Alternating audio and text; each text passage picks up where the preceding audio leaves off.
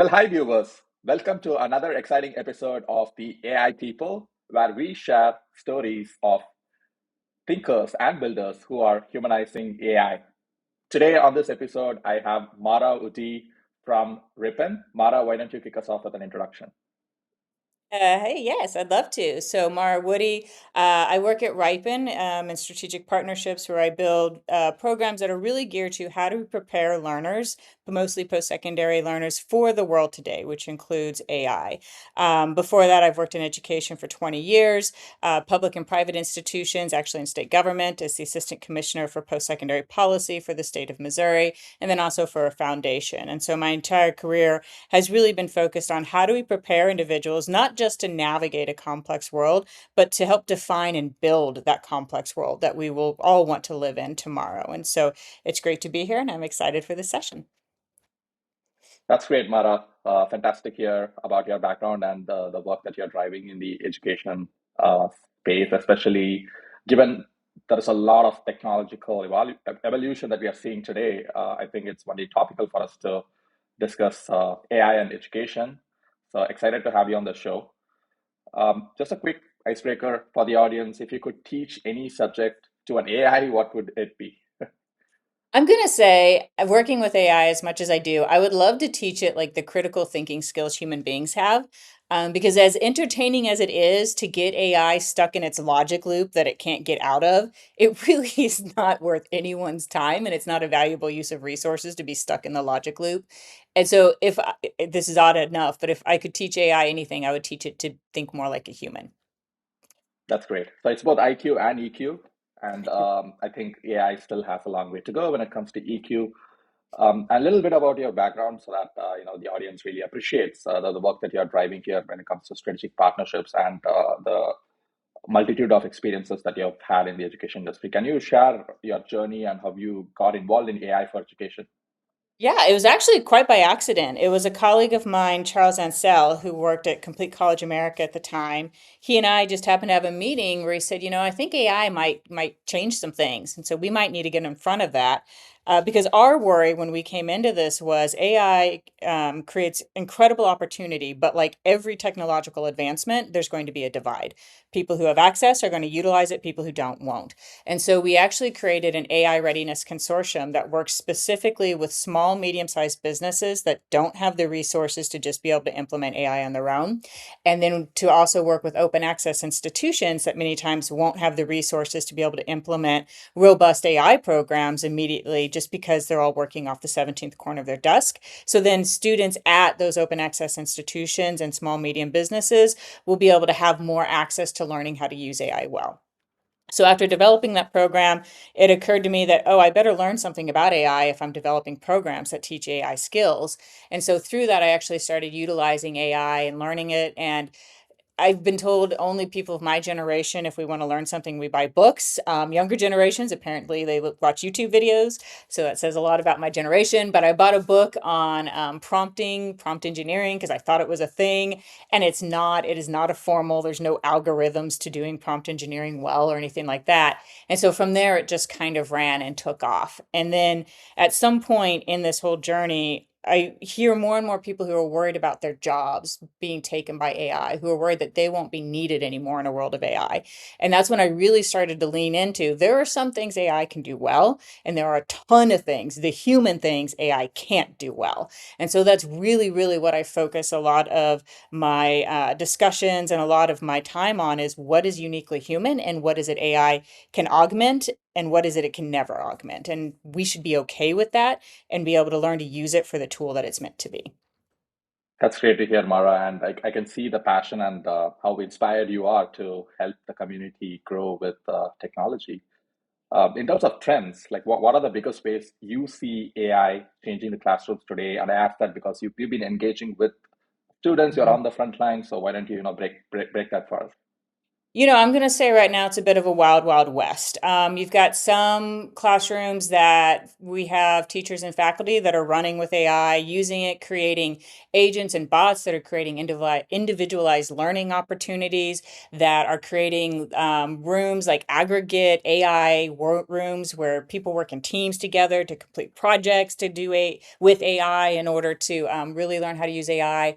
We have folks who have a no AI at all policy, and they're going back to notebooks, and students have to write in blue books when they have essays. And so what you're seeing is it's changing on the full spectrum. You have every possible way it's changing in both directions, more technology and less technology. And what's really fascinating throughout all of this is the question of ultimately what increases learning and what does not increase harm to individuals. And that's one of the things we don't know yet is we want to measure the effects of using AI. How does it help learning? How does it not help learning? But then there's also, we want to measure the outcomes of AI. How does it help learning or not help learning? But then what are the effects? What are the effects on mental health, on well-being? Those also need to be studied to make sure we aren't causing other issues that we aren't looking toward right now. And so the trend is there's any trend. Like anything's open for game right now. And we don't have enough robust research in place that's being done and conducted to really help inform. And so we've got a lot of different folks out there. There are great folks doing great work around how do we know ultimately we're keeping a classroom safe? And here are potentially safe ways to implement AI, and how do we make sure that it's in the greater good and that it's helping to increase learning and meeting those goals we want to meet. Don't know if that helps. No, that's great to hear. You're also focusing on the support system and ramping up existing, infrastructure to make this, safe and reliable for, students as well as people surrounding the students. The parents are also concerned, right? So I think that's great to hear that you're creating that secure environment for AI to make its way into the classrooms. And in terms of outcomes, you probably did some pilots. You're getting feedback from students taking advantage of it. Would you be able to share how AI is improving learning outcomes and making education more personalized, like you said? Yeah, and a lot of that's kind of small scale, like classroom by classroom. And so anecdotally, we know that students are able to learn more effectively. We know that students are mastering AI skills in the classroom. And so right now, it's really at that very small, low level that we know that. And so there really needs to be more research into overall, overarchingly for certain broader groups, what are we seeing? But right now, what we're seeing is that really that opportunity to implement AI, when done well, it actually utilizes all of those human skills that we're worried it's going to take away. For me to use AI well, I have to be the critical thinker. I have to use judgment. I have to be able to communicate well so it knows what I'm looking for. And so whenever we are utilizing it appropriately, it actually does help. The problem is how do you know when you're utilizing it appropriate and what's appropriate for one individual or for another? And so it's super complicated, and that's where this research that's being done really needs to start focusing in on how are the ways that we make sure that we're really able to focus it the way it needs to be focused per individual, because individuals learn differently. But then it really is truly increasing and not harming that human to human interaction that we so desperately need. And so it's still, the jury's still a little out. We don't know 100%, because some studies say, yay, it's helping. Some studies say, no, it's not helping. And so we're still very early, but that's also what makes this very exciting because it's our opportunity to learn and build. We can architect what it'll look like for tomorrow. Great. So it seems like humans have a huge role to play when it comes to setting up the guardrails, defining the policies, the frameworks, etc. AI can get smarter, but the smarter it gets, the more responsibility we have to, integrate that into the learning process. So that's great to hear. Now we discussed about students and people benefiting from the learning experience accelerated by AI. I would also want to touch upon the other side of the coin, like teachers and the education community that is serving learning experiences, right? So how are they receiving AI? Do they have any concerns, and how are you addressing them? Since you are like building these partnerships, you sit right between those two communities. So I would love to hear from you. Yeah, and there is a lot of valid concern. I have heard that there are some very small schools, and I don't know directly, but I've heard there are some small schools that are testing using AI as teachers, as the content experts and teachers. So there is valid concern. What if AI replaces teachers and faculty? But the one thing that I know from using AI is it can never replace that because one, someone always has to check its output because it's programmed, it's not thinking like human beings. And so someone always needs to check what it's putting out there. But two, human beings are born innately needing social connection. And that means human beings need each other. And a lot of us in that learning environment, I know that I learn best when I'm learning from other people. AI can never replace that. And so there will always be that need for human connection, for that ability to be able to learn from another person, to hear their stories, to hear how they get passionate and light up when they talk about something. And AI can never replicate that. And so you see that there's a lot of teachers who are kind of diving in and figuring out where does AI actually support me? Where does it take away the mundane, which is what I say AI does best, so then I can focus on the more humaning side of what education could be and should be. I think we've gotten lost in what I call a lot of the paperwork of education. And if we can get AI to take on the paperwork, that means we can focus on what our students need most from us, and that is us as human beings present and there for them. Great to hear. And in fact, one of the societal challenges right now is the loneliness epidemic, as people call it. 60% of students right now are undergoing a lot of like mental health issues, like anxiety, depression. But the real value here that the education community can bring is in terms of fostering those relationships, like healthy relationships that they can take into adult life, right? And that's really where you can differentiate yourself, even in the job market. So I'm great to hear that you're already thinking about those as part of your initiatives. Now I want to like switch directions, and you talk about AI in education. The next 3 to 5 years would probably be a little too long since the technology is evolving rapidly. Maybe 1 to 2 years. Where do you see AI in education? Going. If you've ever heard of Mara's Law, but it was a guy whose last name was Amara, and back in the 70s, he said we overestimate the effect of technology in the short term and we underestimate the effect of technology in the long term. I think we're all worried AI is going to replace us as human beings right now, and that's absolutely not going to happen. We are overestimating that. What we are not estimating for, though, is what it will look like 1, 2 years, even 3, 5, 10 years. What I kind of feel like what's going to happen, and I'm going to speak for post-secondary specifically for a second. When a student makes a decision to attend a college campus, they're not going saying, I'm going to go to this college because it has great tech platforms. They say, I'm going to this college because it has great faculty, it has great people. I'm going to learn, I'm going to have mentorship, I'm going to have coaching.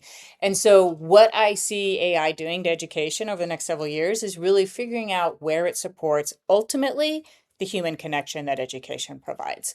I do not see anyone ever saying, oh, this school has the greatest AI platform, and so I'm going to go there. Like I see students saying, these schools have great technology, but they have great people who are really going to be able to help push my thinking to what we can do with that technology. And so I think the best ways we can see AI actually transform education is back end processes, eliminating paperwork, eliminating those barriers that our students face today to education. Really, I can see a lot of the benefit being in the unsexy ways no one will ever see. And that would be able to make that educational experience so much more rich for everyone who's involved. That's great to hear. So if I were to, synthesize that, it seems like education industries would become community platforms versus technology or AI platforms, and that's great to hear. That's really what we crave for. Whenever we attend college, we associate ourselves with an education institution. The first thing that comes to our mind is the opportunities that we had to build communities, the social activities that we were part of. So that I think is definitely gonna stay around. Yes. And what advice would you give to schools, teachers, or students who want to leverage AI effectively? And you live and breathe this. You basically are Right. having these conversations every day. So Well, I say no matter how afraid of it you are, take the plunge and figure out how does it help you be a better human. It will never replace your humanness, but it can help you have more time, space, capacity, resource to be a better human to other people around you. So start playing with it for that. Where are there ways that it can help me save time? Let's start with that. How can it help me save time? And then where are there ways where it can help me think about things in different ways? Where are there ways that it can help me develop better processes that support my learners? Where are there ways that it can help my learners with individual learning if we go in that direction? And where are things that it can help me reach new heights that I'd never thought possible? And so think of it as a personal tool that helps you to get more human. Got it. So yeah, talking about leisure and free time, I have some fun questions now to ask you. Okay. What is these are like rapid fire questions. Your favorite AI tool for learning? Oh my goodness. Well, I bought a book. To learn more about AI. But my favorite AI tool, so right now I use a lot of Chat GPT, but it'll get stuck in those hilarious logic loops, which are a lot of fun. I have a teenage daughter who yells at me for getting into stuck logic loops with Chat GPT. She doesn't find it as entertaining as I do. I like Perplexity. Perplexity seems to be a little bit more knowledge, accurate, factual focused. And then I have Gemini on my phone. And so I don't have a favorite tool. I just have which one I access on which device. And I kind of use them all similarly for different reasons. And so I don't have a favorite. I love them all equally. Great. And today at Super Bowl, we will see a lot of ad spots from OpenAI, Anthropic, taking a dig at each other. I, in fact, saw one already. So it'll be fun. We will maybe have a different, favorite tool that we can, lean on. One book that Yeah, influenced I've heard your about thinking those. I'm on. excited. I'm ready. I'm watching the Super Bowl for the AI commercials. Awesome. And one book that influenced your thinking on education. Okay, I'm going to go way out there on you. Have you ever heard of the author Shel Silverstein? No, I haven't. Oh my goodness. Oh, okay. So he is actually a child. He's done a lot of things, but one of the things he wrote were children's poetry and children's books. And so if you've ever heard the book The Giving Tree, or A Light in the Attic, which represents the brain, or Where the Sidewalk Ends, those are all books Shel Silverstein wrote. And I read those as a kid. And what's incredible about his poetry is it's what taught me to think, to question, to be curious, because his poetry is just a lot of that kind of question the world around you type of writing. And so I feel so I've my whole life I'm very curious. I ask tons of questions. I'm a lifelong learner. I love everything about it. And reading Shel Silverstein as a kid is really what started that fire of never be afraid of like seeking out the answer and never be afraid of asking. And so it's a little less formal than education. It's more learning, but again, digging back into that human side, Shel Silverstein and children's poetry. And I'm going to tell you, you really just need to read The Giving Tree. You're just going to have to read it now. Great. In addition to reading your favorite author's book, any other tips for staying curious and to be lifelong learners? I'd say always just stay curious and always ask the question, like dig in. If you don't know, ask, find out. And I love exploring different ways to use AI. Like yesterday, I was trying to find a specific microphone and headset for podcasts because clearly we just had a ton of audio issues. And you can just ask AI, help me find the best ones. Tell me the best ones. Give me the links for the best ones. Who likes these best ones? And so you just start doing like the things you would normally spend a lot of time on at home, just start asking AI to help you with that. And then push what it can do and just figure out. Anytime you don't know, just ask, hey, can you do this? And it really is interesting to start learning all the things that AI can do to help make your world easier and less stressful. And then allows you to be a better human to those around you. Awesome. So answers matter less, questions matter more, and questions that Yeah. lead you to ask better questions. That's how Yeah. you be like lifelong learners. All That's like right. lifelong So learning without AI. So we just answered all the world's problems. that's great. Um, all right. So it was a pleasure talking to you today, Mara. I personally learned a lot, and it's very inspiring, the work that you are doing in the education space. And we wish you all the very best. And viewers, if you really like this video, do like, comment, subscribe, and stay tuned for our next episode on the AI people. Thank you. Very good. I do want to add, I also publish and write a lot about AI on LinkedIn. I feel like it's important that as a community, we support each other in learning about AI. So anyone who ever wants to follow me on LinkedIn, Dr. Mara Red Woody, feel free to follow me. And I constantly am putting out information and aggregating what I'm finding, the good work other folks are doing, just to kind of create a little bit more good information out there for everyone. Thank you. And I'll add Mara's LinkedIn profile to the video description if you want to reach out to Mara. Great. Thank you again, Thank you. Mara, for being with us today.